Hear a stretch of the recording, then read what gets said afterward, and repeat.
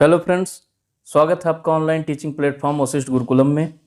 Polity की पिछली classes का प्लेलिस्ट बनाकर वीडियो के नीचे डिस्क्रिप्शन में डाल दिया गया है। पॉलिटी की आज की क्लास में हम लोग प्रधानमंत्री तथा मंत्रिपरिषद के बारे में पढ़ेंगे। तो चलिए शुरू करते हैं। संविधान के अनुच्छेद 74 के अनुसार राष्ट्रपति को सहायता और सलाह देने हेतु एक मंत्रिपरिषद होगी, जिसका प्रधान प्रधानमंत्री होता है। कौन होता है? प्रधानमंत्री। राष्ट्रपति को सहायता और सलाह देने के लिए एक मंत्रिपरिषद होगी, जिसका प्रधान प्रधानमंत्री होगा। राष्ट्रपति मंत्रिपरिषद के परामर्श के अनुसार ही कार्य करेगा, अर्थात मंत्रिपरिषद के सलाह के अनुसार कार्य करेगा।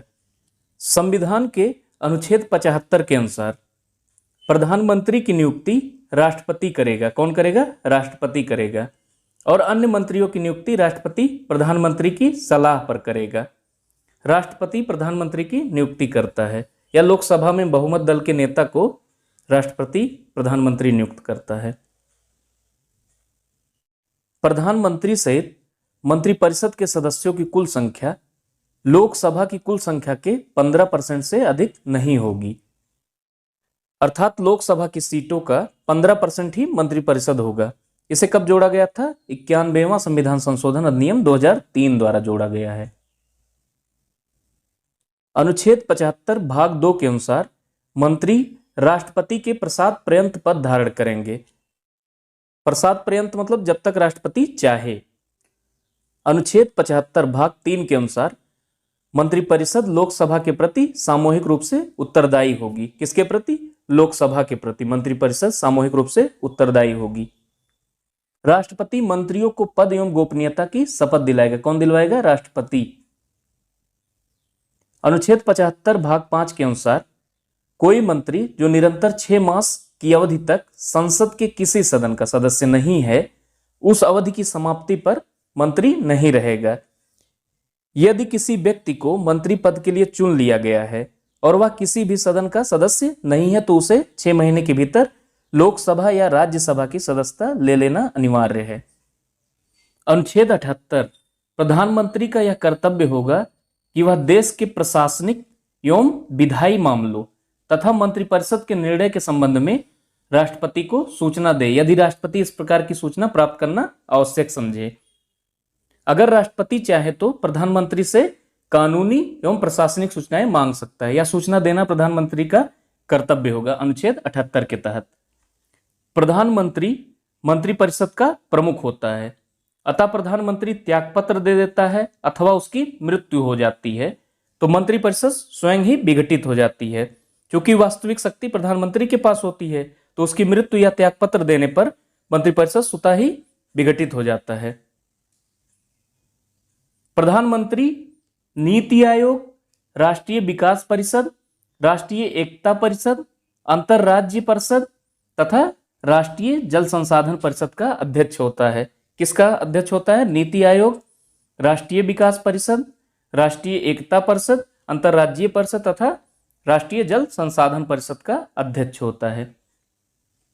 अब आइए प्रधानमंत्री से संबंधित कुछ महत्वपूर्ण तथ्यों को देख लेते हैं। प्रधानमंत्रियों में सबसे बड़ा कार्यकाल प्रथम प्रधानमंत्री जवाहरलाल नेहरू का रहा है। किसका रहा है? जवाहरलाल नेहरू का रहा है। देश की प्रथम महिला प्रधानमंत्री श्रीमती इंदिरा गांधी बनी। कौन बना? श्रीमती इंदिरा गांधी बनी। चौधरी चरण सिंह एकमात्र ऐसे प्रधानमंत्री रहे जो कभी लोकसभा में उपस्थित नहीं हुए। एक कार्यकाल में सबसे कम समय मात्र 13 दिन तक प्रधानमंत्री पद पर रहने वाले प्रधानमंत्री अटल बिहारी वाजपेयी हुए। कौन हुए? अटल बिहारी वाजपेयी।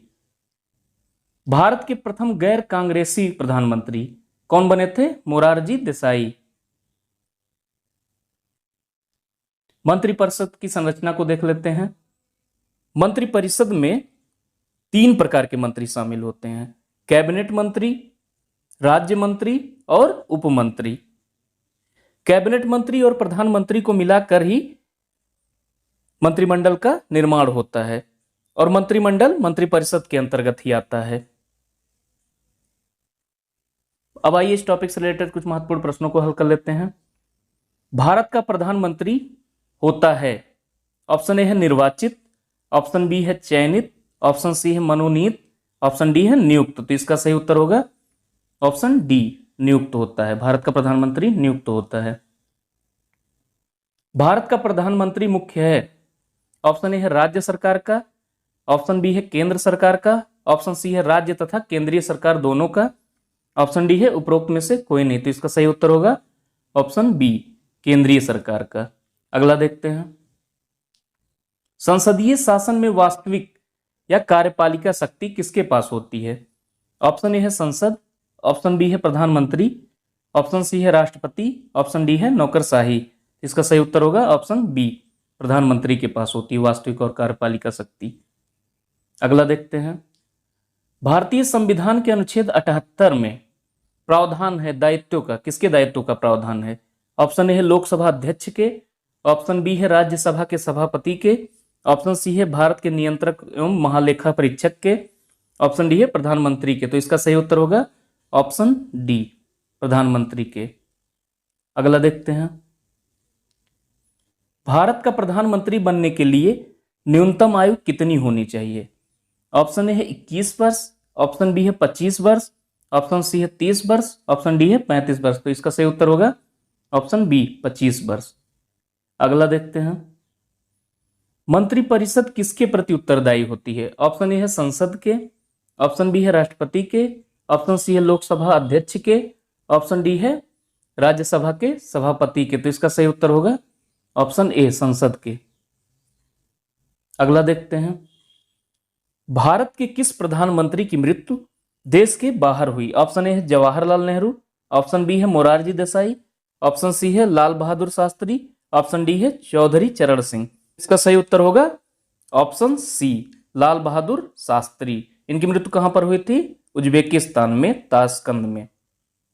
दोस्तों, वीडियो को लाइक करें और ज़्यादा से ज़्यादा शेयर करें, चैनल को सब्सक्राइब करें ताकि आने वाला अगला वीडियो आप तक तुरंत पहुंच सके। धन्यवाद।